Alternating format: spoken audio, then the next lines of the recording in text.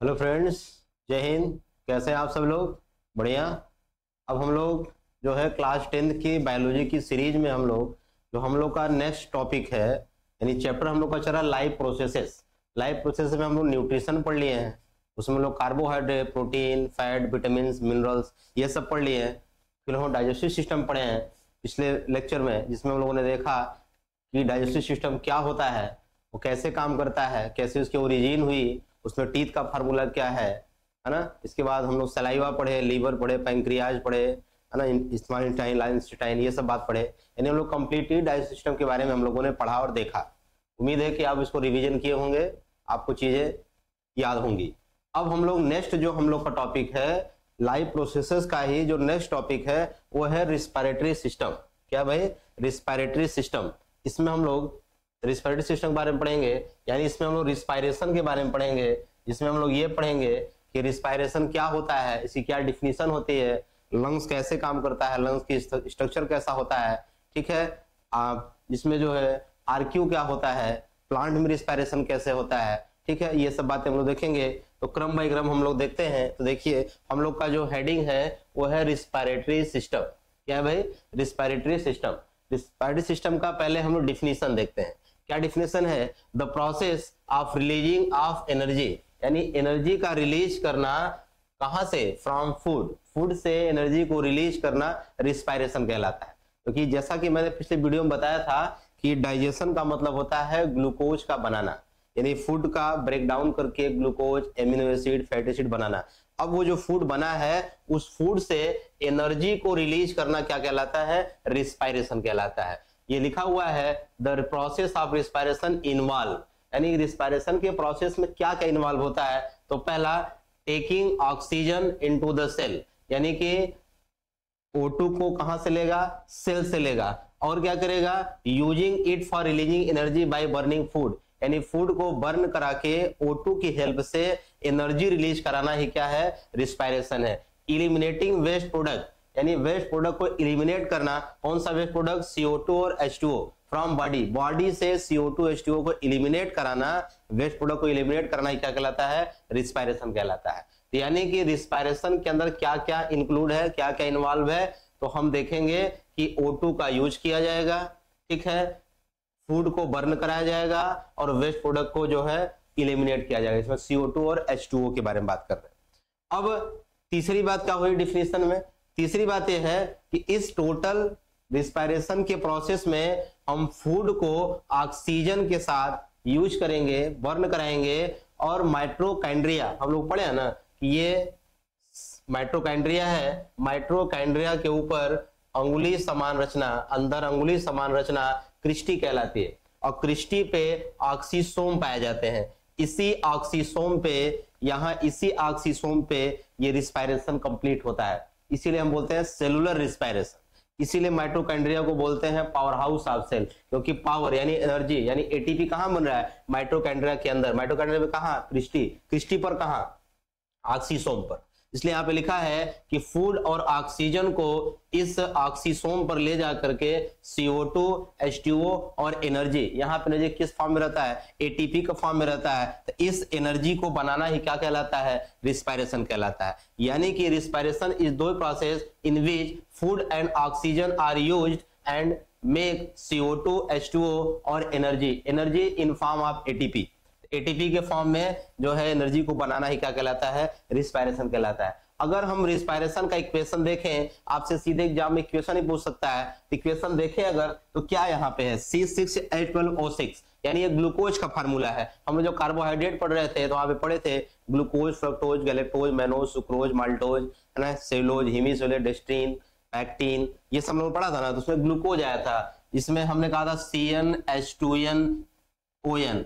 इस फार्मूले से हम लोग जो है कार्बोहाइड्रेट के फार्मूला निकालते हैं। यहाँ पे ये ग्लूकोज का फार्मूला है, ये ऑक्सीजन है, ये इसने बनाया क्या? CO2, H2O और एनर्जी किस रूप में बनाया? एनर्जी यहाँ पे लिखेंगे एटीपी के रूप में बनाया। कितना बनाया? 673 kilo calorie. 673 kilo calorie energy बनाई एक रिस्पायरेशन में। ये इतनी बात समझ में आ गई? रिस्पायरेशन कैसी प्रोसेस है?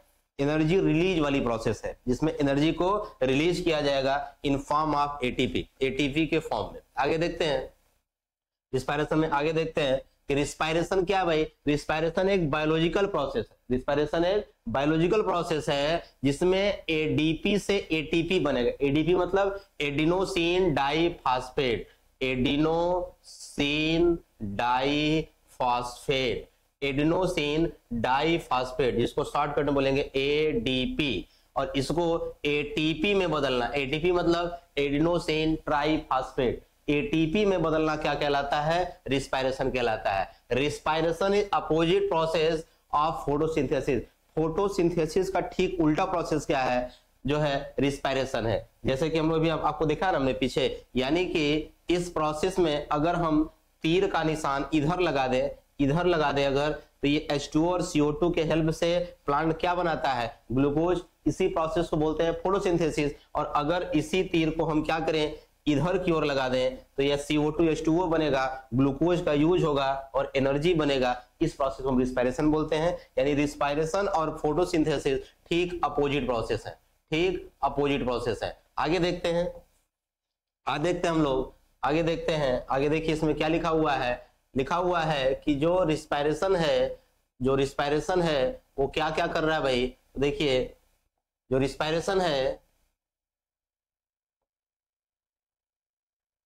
जो रिस्पायरेशन की प्रोसेस है, इसको हम लोग देखते हैं। थोड़ा सा टेक्निकल प्रॉब्लम आ गया है। हाँ,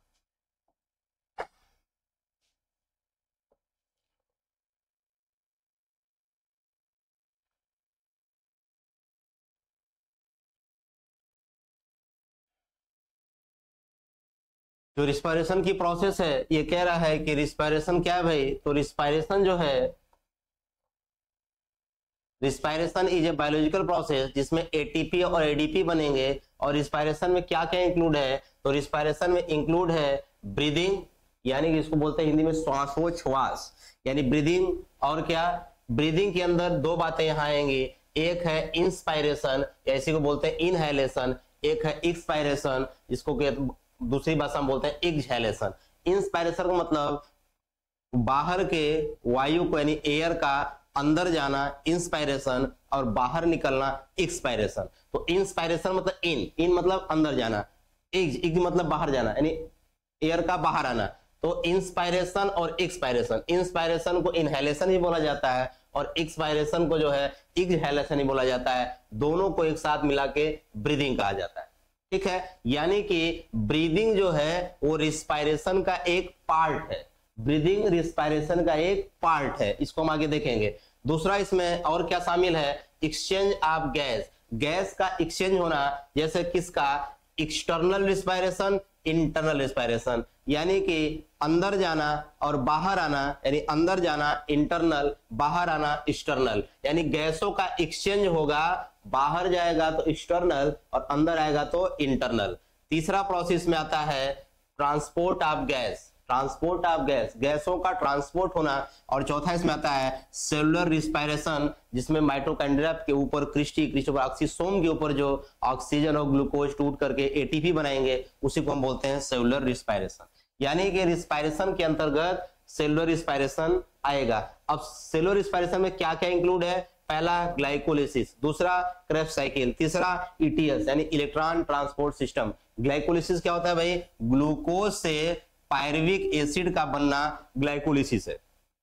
ठीक है, पायरुविक एसिड से एटीपी का बनना, ऑक्जेलोएसिटिक एसिड का बनना क्रेब्स साइकिल है। और ईटीएस इलेक्ट्रॉन ट्रांसपोर्ट सिस्टम, इन तीनों प्रोसेस में एटीपी का फॉर्मेशन होता है, एटीपी का फॉर्मेशन होता है, क्योंकि रिस्पायरेशन का ही मीन्स है एनर्जी बनाना, यानी कि एटीपी बनाना। और इन तीनों प्रोसेस से मिला करके टोटल 36 या 38 एटीपी का फॉर्मेशन होता है। कैसे, कब 36 होता है, कब 38 होता है, 38, इसको हम आगे देखेंगे। आगे देखिए, जो रिस्पायरेशन है उसको किस चीज से मेजर करते हैं, तो रिस्पायरेशन को मेजर करते हैं स्पाइरोमीटर से। किससे मेजर करते हैं, स्पाइरोमीटर से मेजर करते हैं। ठीक है, और क्या भाई, रिस्पायरेशन कितने टेम्परेचर होता है, 25 से 45 डिग्री सेंटीग्रेड पे रिस्पायरेशन जो है परफॉर्म किया जाता है, एनिमल्स के द्वारा भी और प्लांट्स के द्वारा भी। रिस्पायरेशन एक एक्सर्गोनिक रिएक्शन है, यानी रिस्पायरेशन इज एक्सर्गोनिक रिएक्शन, यानी रिस्पायरेशन में एनर्जी रिलीज होती है in the form of ATP, तो इसलिए इसको बोलेंगे एक्सर्गोनिक रिएक्शन है। आगे देखते हैं, अभी हमने आपको बताया कि रिस्पायरेशन में क्या क्या इंक्लूड है, तो हमने कहा था इसमें ब्रीदिंग इंक्लूड है, ट्रांसपोर्ट ऑफ गैस है, एक्सचेंज ऑफ गैस है, सेलुलर रिस्पायरेशन है, इसमें glycolysis, Krebs electron transport system शामिल है। तो पहले हम ब्रीदिंग को देखते हैं, तो देखिए ब्रीदिंग क्या है भाई, ब्रीदिंग रेट हमारा 15 से 18 यानी 15 to 80 टाइम्स पर मिनट, यानी एक मिनट में हम 15 से 18 टाइम्स ब्रीदिंग करते हैं। और ये ब्रीदिंग क्या है, is a part of respiration, अभी हमने बताया breathing is a part of respiration, यानी ब्रीदिंग रिस्पायरेशन का क्या है, पार्ट है। आगे देखेंगे the mechanism by which organism obtain oxygen from the air and release CO2 is called breathing, यानी कि जो ऑर्गेनिज्म है वो O2 को ऑब्टेन करें, यानी O2 को इनटेक करें और CO2 को बाहर निकालें, CO2 को रिलीज करें, एयर में रिलीज करें, इसी को हम क्या बोलते हैं, ब्रीदिंग। क्योंकि अभी हमने बताया था कि ब्रीदिंग दो टाइप का है, एक इंस्पायरेशन और एक एक्सपायरेशन। तो इंस्पायरेशन मतलब इन, एक्सपायरेशन मतलब आउट। तो यहाँ पे ये ब्रीदिंग हो गया। Breathing is a physical process, यानी ब्रीदिंग कैसी प्रोसेस है, फिजिकल प्रोसेस है, यानी हम नाक के द्वारा ले रहे हैं, नाक के द्वारा छोड़ रहे हैं, तो ये एक फिजिकल प्रोसेस है। जबकि रिस्पायरेशन क्या है, एक बायोकेमिकल प्रोसेस है। क्यों बायोकेमिकल प्रोसेस है, क्योंकि इसमें ऑक्सीडेशन ऑफ फूड होता है, फूड का ऑक्सीडेशन होता है, फूड को तोड़ा जाता है, उसे एनर्जी का फॉर्मेशन किया जाता है। तो रिस्पायरेशन एक ऐसी प्रोसेस है, बायोकेमिकल प्रोसेस है, जबकि where as breathing is a physical process, यानी फिजिकल प्रोसेस एक ब्रीदिंग है। तो अभी हमने बताया कि ब्रीदिंग एक पार्ट है, breathing is a part of respiration, total breathing respiration नहीं है, रिस्पायरेशन में इंक्लूड है ब्रीदिंग, ठीक है, यानी एक स्टेप है ब्रीदिंग।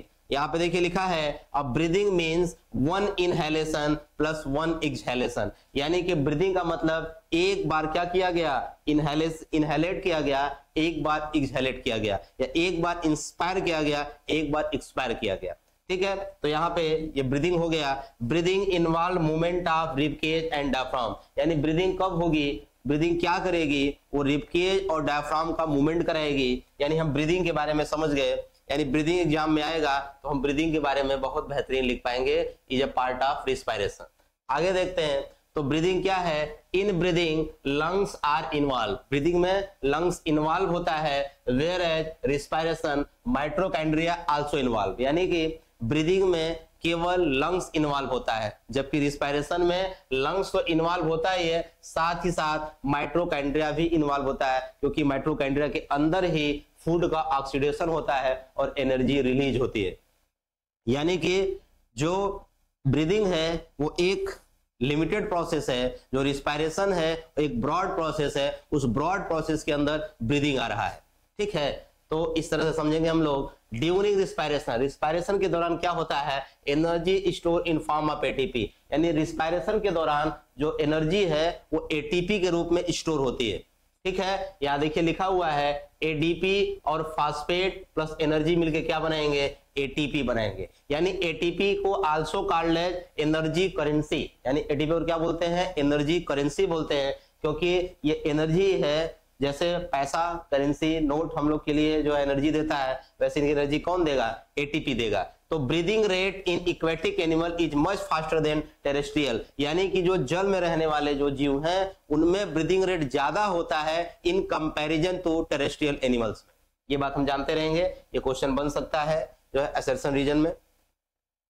अब देखिए हम लोग ब्रीदिंग समझे, ब्रीदिंग को हम लोग काफी अच्छे से समझे। अब हम लोग ये समझते हैं कि रिस्पायरेशन जो स्टेप है उसमें क्या क्या होता है, रिस्पायरेशन के जो स्टेप है उसमें क्या क्या इंक्लूड है। तो देखिए रिस्पायरेशन के स्टेप हैं वो यहाँ देखें, तो पहला हम एटमॉस्फेयर को O2 को कहाँ लेंगे, नॉस्ट्रिल्स में, नाक में, नाक से कहाँ जाएगा, लंग्स में, लंग्स से कहाँ जाएगा, ब्लड में, वो ऑक्सीजन के साथ मिलेगा, वहां से कहाँ जाएगा, हार्ट में, हार्ट से ऑर्गन्स में, ऑर्गन से उसका ऑक्सीडेशन होगा, उसका ऑक्सीडेशन होगा, और ऑक्सीडेशन के बाद एनर्जी का फॉर्मेशन होगा, ठीक है, एनर्जी का फॉर्मेशन होगा। देखिए इसको ऐसे समझिए, जैसे ये मान लीजिए ये हमारा माउथ है, ये हमारा माउथ है, यहीं पे हमारा नोज है, नोज है हमारा।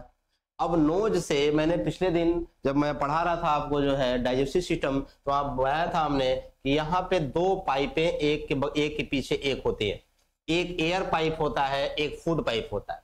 एयर पाइप आगे होता है, फूड पाइप उसके पीछे होता है। एयर पाइप में यहाँ पे लगा था एपिग्लॉटिस, ये एपिग्लॉटिस है, ये ग्लॉटिस है, ये लैरिंग्स है, ये ट्रैकिया है। ट्रैकिया के बाद ये जो है आगे टूट जाते हैं, यहाँ पे वन लंग्स है, यहाँ पे सेकेंड लंग्स है। ये बात जिसको भी हम आगे बना के दिखाएंगे आपको। तो कह रहा है कि एटमॉस्फेयर के O2 को नॉस्ट्रिल्स में लेना और नॉस्ट्रिल्स के एयर को लंग्स में ले जाना, यानी कि लंग्स में ले जाना क्या कहलाता है? ये कहलाता है एक्सटर्नल रिस्पायरेशन। क्या कहलाता है? External respiration. अब ये लंग्स जो है इसका लास्ट जो पार्ट है, यूनिट है, वो है एल्वियोलाई। तो एल्वियोलाई और यहाँ नीचे अगर सेल्स हैं, सेल्स में ब्लड्स होंगे, तो ये कह रहा है यहाँ कैपिलरी आर्टरी वगैरह होंगी, तो ये इस O2 को ले लेगा और CO2 को वापस एल्वियोलाई को दे देगा। तो इस प्रोसेस में ब्लड O2 के साथ मिक्स हुआ और ये कहां पहुंचा? हार्ट में। हार्ट से ब्लड कहां जाएगा? ऑर्गन्स में, क्योंकि हम हार्ट को पढ़ते हैं तो हार्ट को इस तरह से पढ़ते हैं, ये हार्ट के 4 चेंबर होते हैं। यहाँ पे ऊपर बोलते हैं वेना केवा जो ब्लड इम्प्योर ब्लड को ले आता है, यहाँ पे पल्मोनरी वेन जो प्योर ब्लड को लेके आता है, यहाँ पे आर्टरी है पल्मोनरी आर्टरी जो ब्लड को कहाँ ले जाता है? लंग्स में। और ये है एओर्टा या सिस्टमिक जो है ये ब्लड को ले जाता है कहाँ? ऑर्गन्स में। तो ये कह रहा है कि जब ये ऑर्गन्स में ले जाएगा यानी सेल्स में ले जाएगा तो इस प्रोसेस को हम बोलेंगे एक्सचेंज ऑफ गैस। गैसों का क्या हो रहा है? एक्सचेंज हो रहा है और यहाँ से वो सेल्स में जाएगा, सेल में ऑक्सीडेशन होगा और एनर्जी का फॉर्मेशन होगा। इसी को हम बोलेंगे सेलुलर रिस्पायरेशन।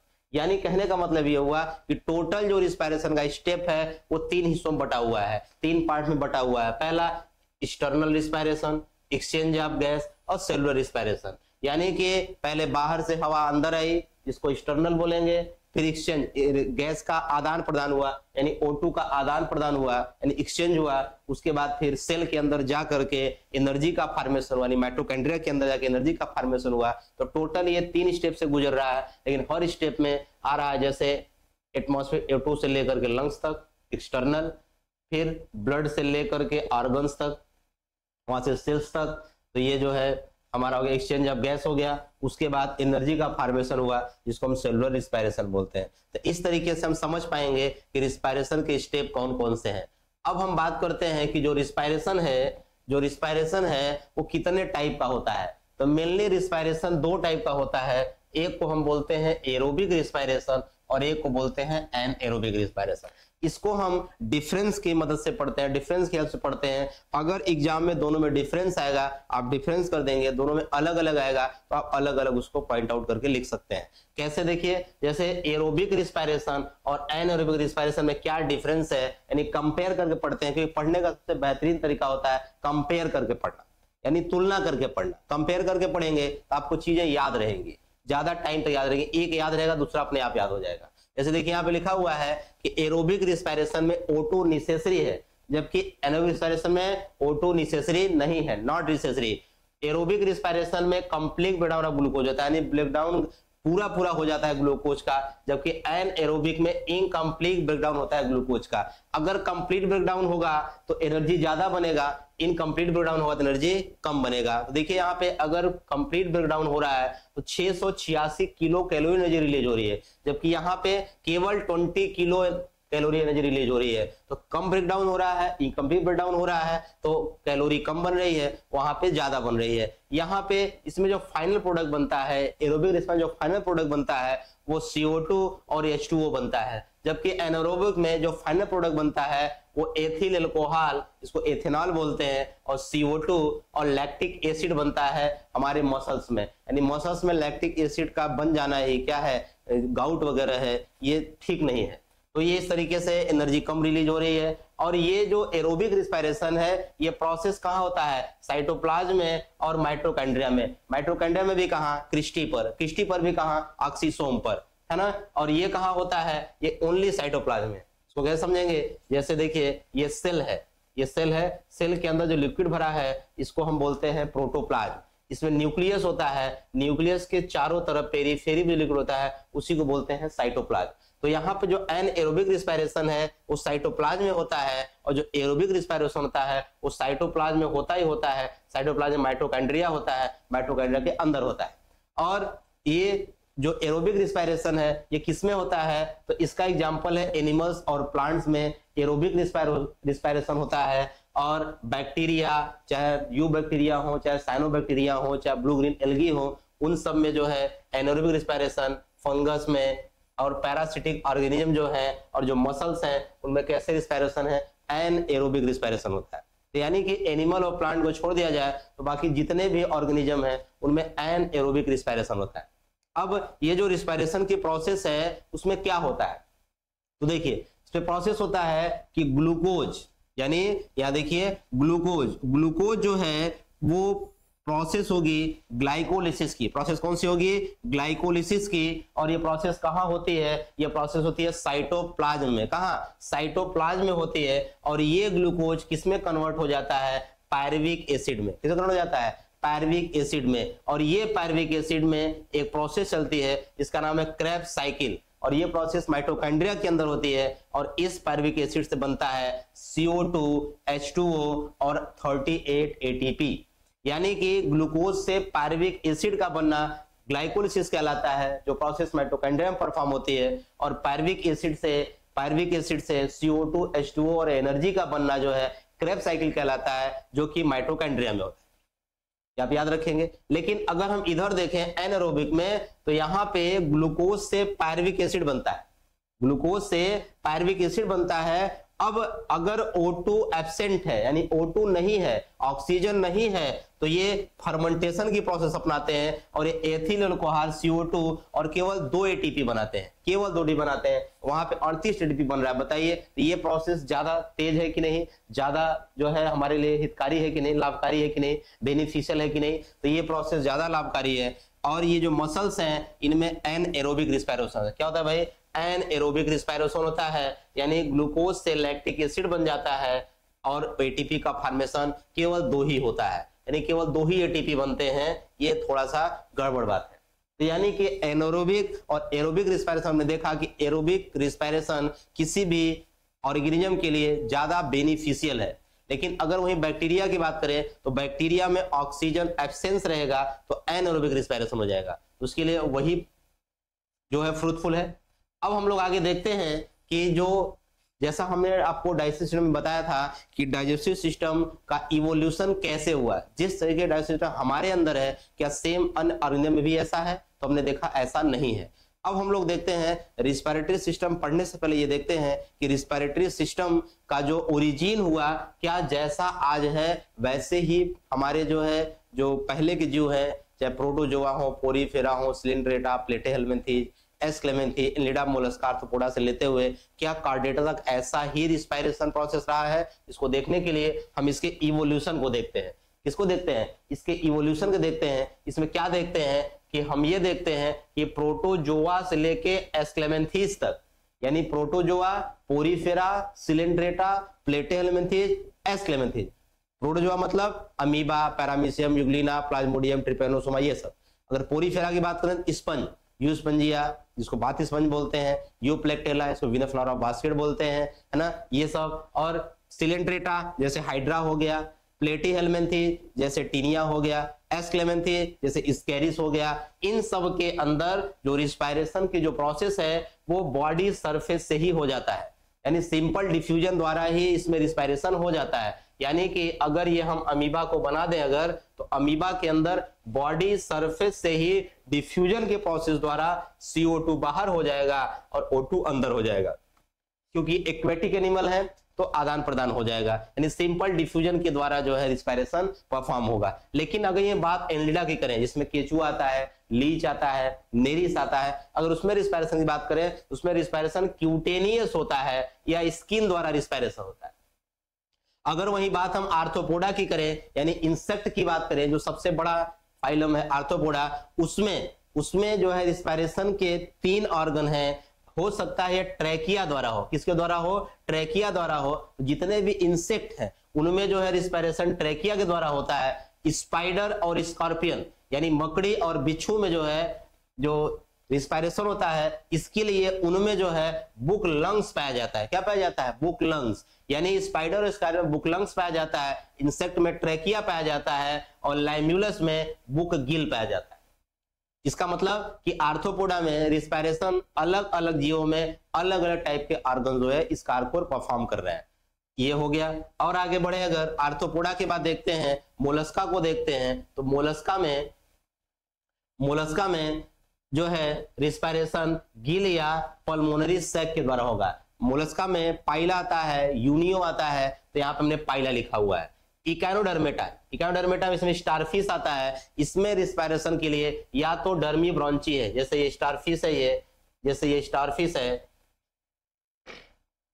ऐसे नहीं बनाएंगे, इसको अच्छे से बनाते हैं।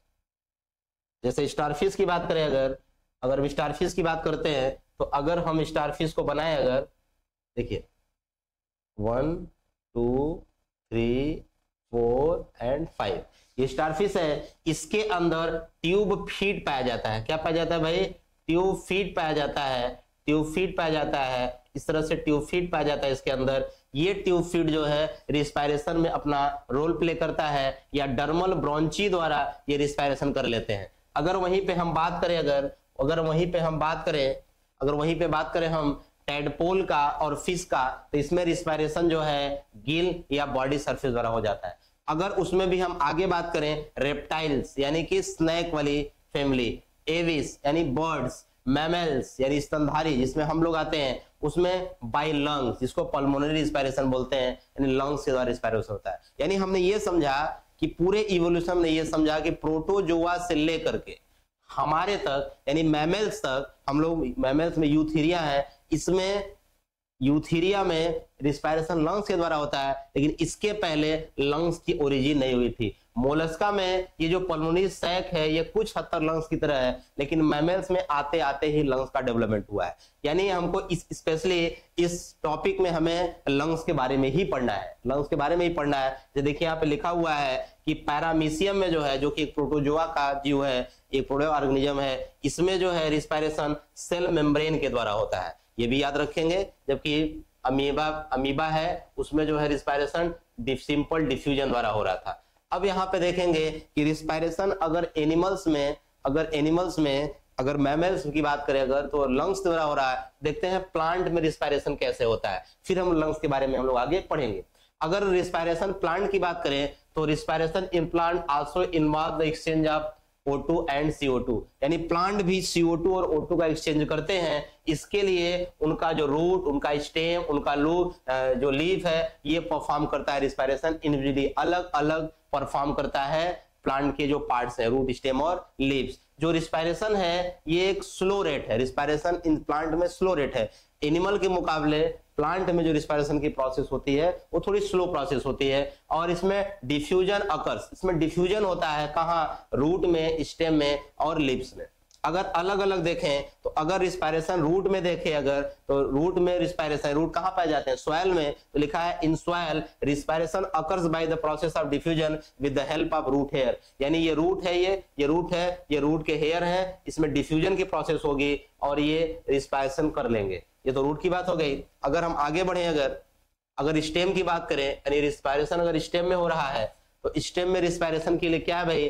जो हर्बेसियस स्टेम है, यानी कि जो घास वाली बिरादरिया है, हर्बेसियस स्टेम है, इसमें रिस्पायरेशन के लिए स्टोमेटा होगा।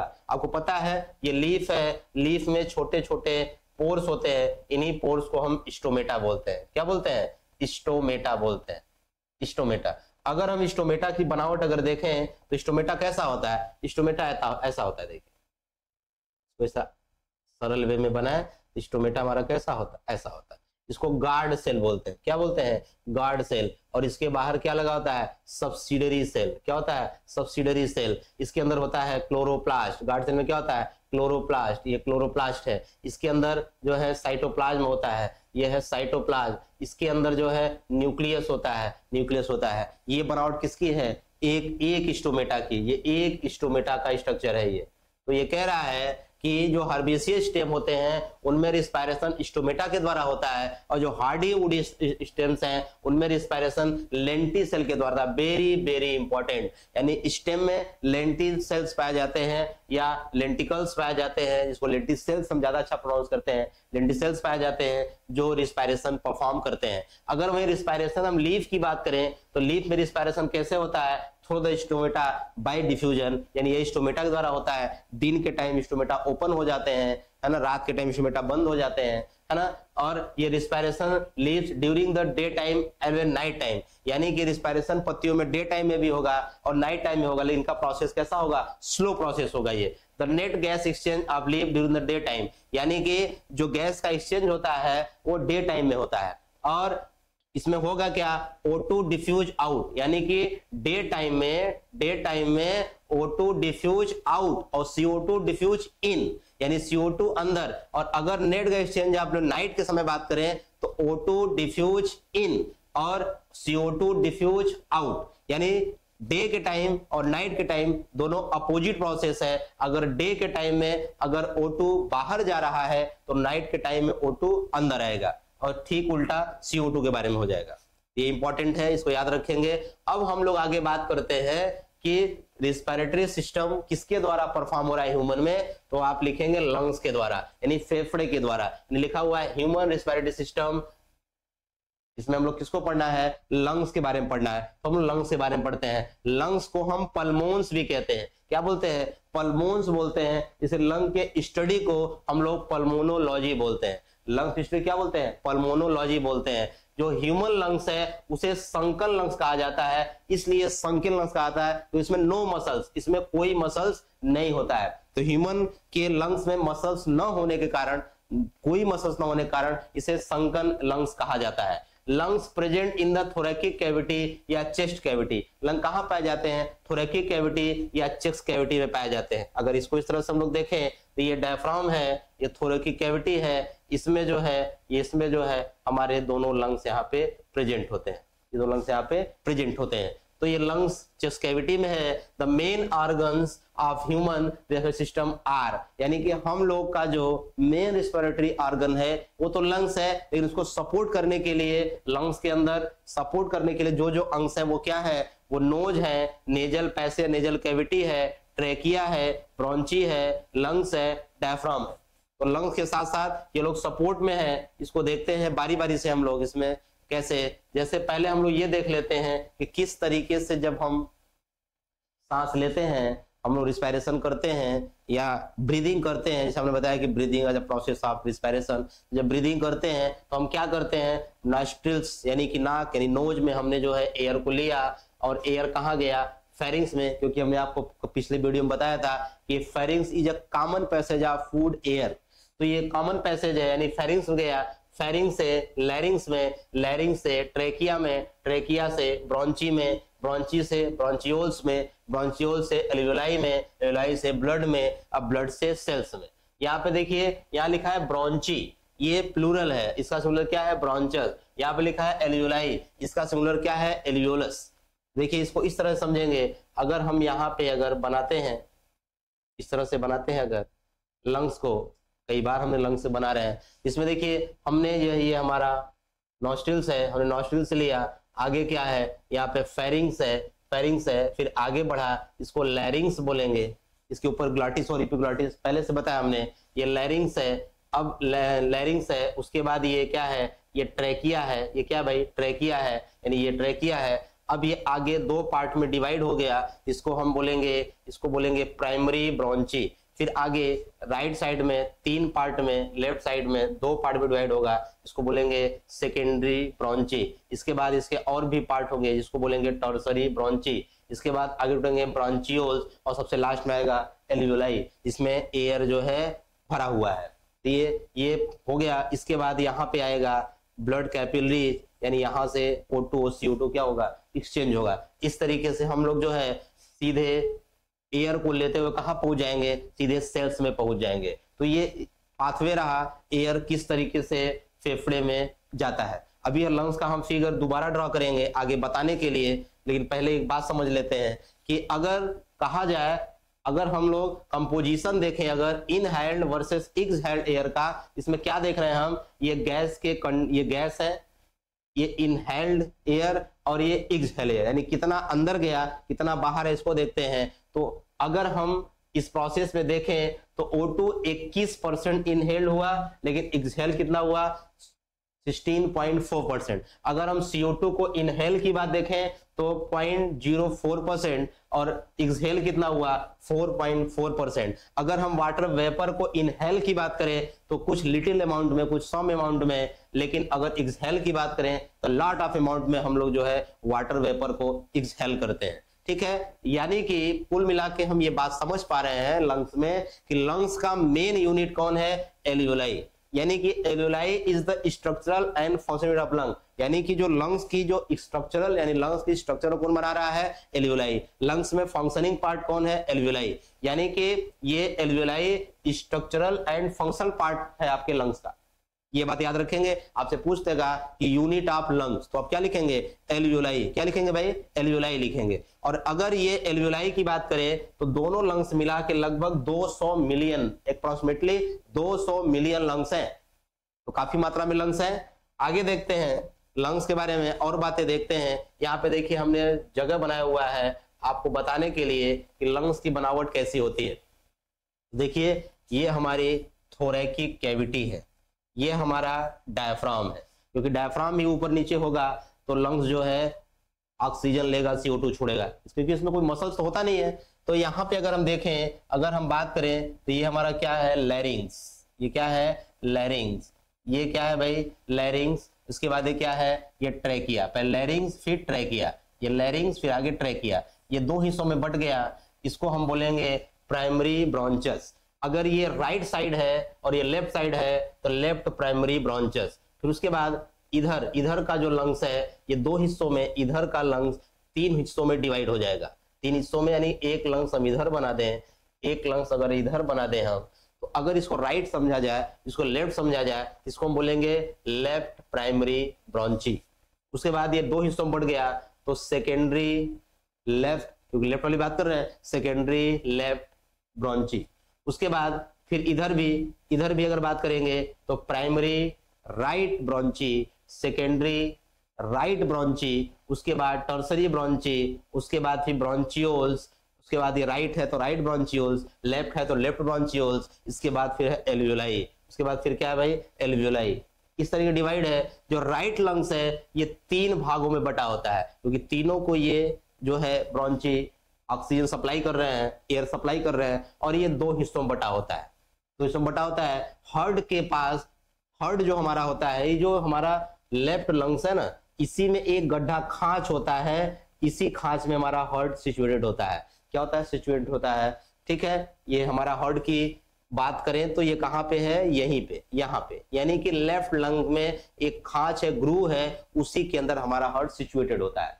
ये बात हम लोग समझेंगे। और इसको चेस्ट कैविटी बोलते हैं। इसको क्या बोलते हैं, चेस्ट कैविटी बोलते हैं, ये भी याद रखेंगे। इसको मेडिस्टाइनम बोलते हैं।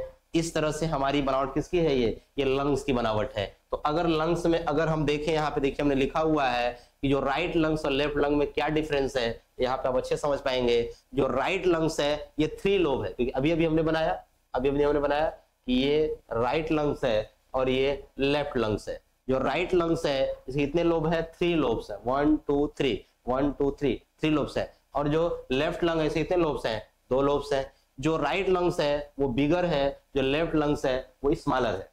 ठीक है, इसका वेट, जो राइट लंग्स है इसका वेट 680 से 700 ग्राम का है, और जो लेफ्ट लंग है उसका 570 से 600 ग्राम है। अगर हम बात करें राइट लंग्स की बात करें तो इसमें 1 ब्रॉन्ची, एक ही आया है, 1 ब्रॉन्चस और 3 ब्रॉन्ची, यानी एक इसमें गया है, एक इसमें और एक इसमें। जैसा पिछले फिगर में आपको बताया, इसमें जो है 1 ब्रॉन्चस है, क्यों, इसमें कितने ब्रॉन्चस है, 1 ब्रॉन्चस आया है, लेकिन 2 ब्रॉन्ची में जो है डिवाइड हो गया। तो इसे कितने पार्ट है, इसके 2 पार्ट है।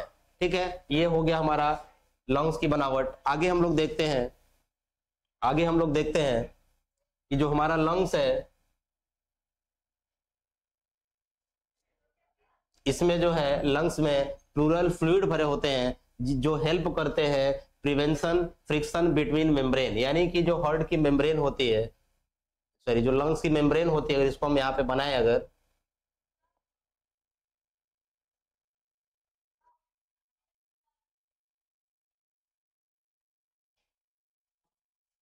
अगर हम हार्ट लंग्स को बनाए, अगर देखिए ये लंग्स है, हमारा लंग्स है, ये कह रहा है कि इनके जो मेम्ब्रेन्स होते हैं, ये जो मेम्ब्रेन्स है, ये लंग्स है, इनके जो मेम्ब्रेन्स है जिसको प्लूरा बोलते हैं, लंग्स के मेम्ब्रेन को क्या बोलते हैं? प्लूरा बोलते हैं। लंग्स की जो मेम्ब्रेन है ये इसमें फ्लूइड भरा होता है और ये फ्लूइड क्या करते हैं?